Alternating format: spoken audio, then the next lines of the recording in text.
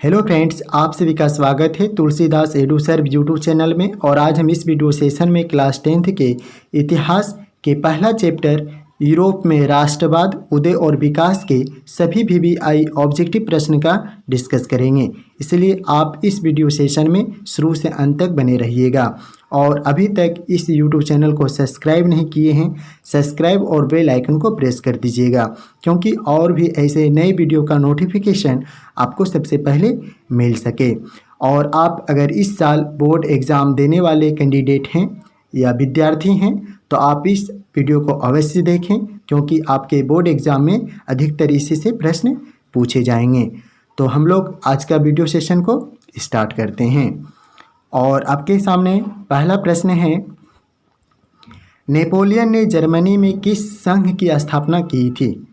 तो बता दूं फ्रेंड, इस प्रश्न का राइट आंसर क्या होगा? ऑप्शन सी होगा, ठीक है, राइन संघ। तो नेपोलियन ने जर्मनी में एक संघ की स्थापना की थी और उस संघ का नाम था राइन संघ। आप इसे याद रखिएगा। नेपोलियन ने जर्मनी में किस संघ की स्थापना की थी? तो यह राइन संघ की स्थापना की थी। नेक्स्ट प्रश्न को देखते हैं। और नेक्स्ट प्रश्न है, जर्मन राइन राज्य का निर्माण किसने किया था? तो फ्रेंड, इस प्रश्न का राइट आंसर बता दूं, ऑप्शन बी होगा, नेपोलियन बोनापार्ट। ठीक है, तो जर्मन राइन राज्य का जो निर्माण किसने किया था? तो यह नेपोलियन बोनापार्ट ने किया था। और यह जो प्रश्न है 2020 में पूछा गया था, आप इसे ज़रूर याद रखिएगा। देखते हैं फिर अगले प्रश्न को। और अगला प्रश्न है, जाल्बेराइन की स्थापना किस राज्य ने की? यानी जाल्बेरिन की जो स्थापना किस राज्य ने की, आपको बताना है। तो फ्रेंड, इस प्रश्न का राइट आंसर बता दूं, ऑप्शन ए होगा, पर्सा। ठीक है, तो जाल्बेराइन की स्थापना किस राज्य ने की थी? तो यह पर्सा ने की थी। देखते हैं फिर नेक्स्ट सवाल को। और अगला प्रश्न है आपका, वियना कांग्रेस के द्वारा फ्रांस में किस शासक वंश की पुनर्स्थापना की थी? तो बता दूं फ्रेंड, इस प्रश्न का राइट आंसर होगा, ऑप्शन सी होगा, बुर्बो। ठीक है, तो वियना कांग्रेस के द्वारा फ्रांस में एक शासक वंश की स्थापना की गई थी और उस शासक वंश की स्थापना जो पुनर्स्थापना जो की गई थी उसका नाम था बुर्बो वंश। तो वियना कांग्रेस के द्वारा फ्रांस में किस शासक वंश की पुनर्स्थापना की गई थी? तो यह बुर्बो वंश की गई थी। VVI क्वेश्चन है फ्रेंड, यह भी जो पिछले बोर्ड एग्जाम में पूछा गया प्रश्न है।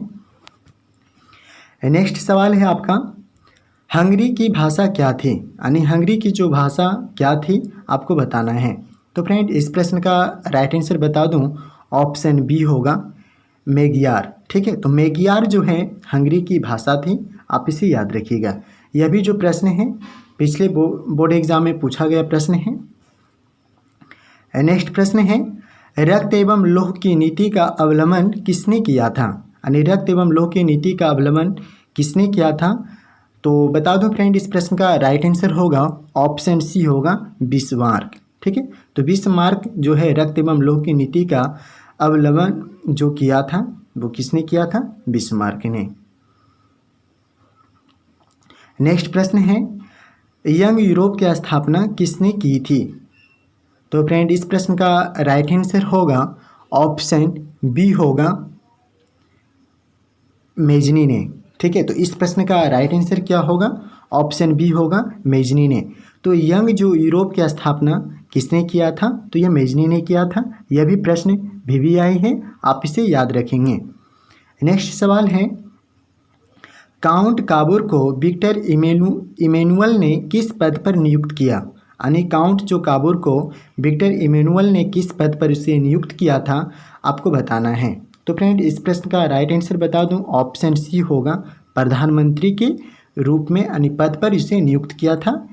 ठीक है, यानी काउंट काबूर को। ठीक है, आप इसे याद रखिएगा। देखते हैं फिर नेक्स्ट प्रश्न को। यूनान के स्वतंत्रता संग्राम में किसकी पराजय हुई? यानी यूनान के स्वतंत्रता संग्राम में किसकी पराजय हुई, आपसे पूछा है। तो फ्रेंड, इस प्रश्न का राइट आंसर बता दूं, ऑप्शन बी होगा, तुर्की की।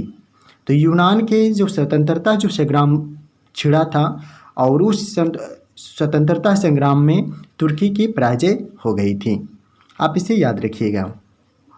अगला प्रश्न है गैरिबाल्डी पेशे से क्या था, और यह प्रश्न भी जो है पूछा हुआ प्रश्न है आपके बोर्ड एग्जाम में, आप इसे भी याद रखिएगा। तो गैरिबाल्डी जो पेशे से क्या था आपको बताना है। तो इस प्रश्न का राइट आंसर बता दूं फ्रेंड, ऑप्शन डी होगा, नाविक। ठीक है, तो गैरिबाल्डी पेशे से क्या था, यह एक नाविक था। और आपका अगला प्रश्न है मारियान किस देश के राष्ट्रवाद का यानी राष्ट्रवाद की प्रतीक थी, यानी मारियान जो किस देश के राष्ट्रवाद की प्रतीक थी आपको बताना है। तो फ्रेंड इस प्रश्न का राइट आंसर होगा ऑप्शन ए होगा, फ्रांस। नेक्स्ट प्रश्न है एक्ट ऑफ यूनियन किस वर्ष पारित हुआ। यह बहुत इंपॉर्टेंट प्रश्न है।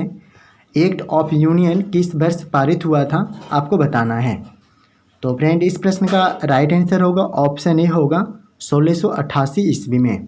तो एक्ट ऑफ यूनियन का जो किस वर्ष पारित हो गया था, तो 1688 ईस्वी में यह जो पारित हो गया था। अगला प्रश्न है 1830 की क्रांति के बाद फ्रांस में किस प्रकार का शासन स्थापित हुआ। तो इस प्रश्न का राइट आंसर होगा ऑप्शन ए होगा निरंकुश राजतंत्र। तो 1830 की क्रांति के बाद तो फ्रांस में किस प्रकार की शासन व्यवस्था स्थापित हो गया था, तो यह निरंकुश राजतंत्र के रूप में स्थापित हो गया था। ठीक है, आप इसे याद रखिएगा। देखते हैं फिर नेक्स्ट सवाल को। और आपका प्रश्न है सेडाओ के युद्ध में किसकी पराजय हुई, यानी सेडाओ का जो युद्ध हुआ था और इस युद्ध में किस देश की पराजय हो गई थी आपको बताना है। तो फ्रेंड इस प्रश्न का राइट आंसर बता दूं, ऑप्शन सी होगा, ऑस्ट्रेलिया की। ठीक है, तो सेडाओ के युद्ध में किसकी पराजय हो गई थी, तो यह ऑस्ट्रेलिया की पराजय हो गई थी। VVI क्वेश्चन है फ्रेंड, आप इसे याद रखिएगा। और मैंने जितने भी ऑब्जेक्टिव प्रश्न करवा रहे हैं वो आपकी परीक्षा की दृष्टि से बहुत ही इंपॉर्टेंट है, आप इसे ज़रूर देखें। और एक लाइक और एक सब्सक्राइब तो बनता है, आप ज़रूर करिएगा। तो फिर देखते हैं नेक्स्ट सवाल को। एक्ट ऑफ यूनियन किस वर्ष पारित हुआ, यानी एक्ट ऑफ यूनियन किस वर्ष पारित हुआ आपको बताना है। तो फ्रेंड इस प्रश्न का राइट आंसर बता दूं, ऑप्शन ए होगा 1688 ईस्वी में। तो एक्ट ऑफ यूनियन किस वर्ष पारित हो गया था, तो 1688 ईस्वी में यह यूनियन पारित हुआ था 1688 ईस्वी में, आप इसे याद रखिएगा। अगला प्रश्न है किस युद्ध के बाद जर्मनी की एकीकरण पूरा हुआ, यानी किस युद्ध के बाद जर्मनी का एकीकरण पूरा हो गया था आपको बताना है। तो ऑप्शन आपके सामने है, आपको बताना है इस प्रश्न का राइट आंसर क्या होगा। तो फ्रेंड मैं बताता हूँ, इस प्रश्न का राइट आंसर होगा ऑप्शन डी होगा, सीडान का युद्ध। सीडान का युद्ध में के बाद जो है जर्मनी का एकीकरण हो गया था, आप इसे याद रखिएगा। तो फ्रेंड मैंने जितने भी ऑब्जेक्टिव प्रश्न करवाए हैं आपके परीक्षा की दृष्टि से बहुत ही महत्वपूर्ण है। आप इस YouTube चैनल के माध्यम से और भी सब्जेक्ट का तैयारी करना चाहते हैं तो आप इस YouTube चैनल को सब्सक्राइब और बेल आइकन को प्रेस कर दीजिएगा। तो हम लोग फिर मिलते हैं नेक्स्ट चैप्टर और के साथ नेक्स्ट वीडियो में।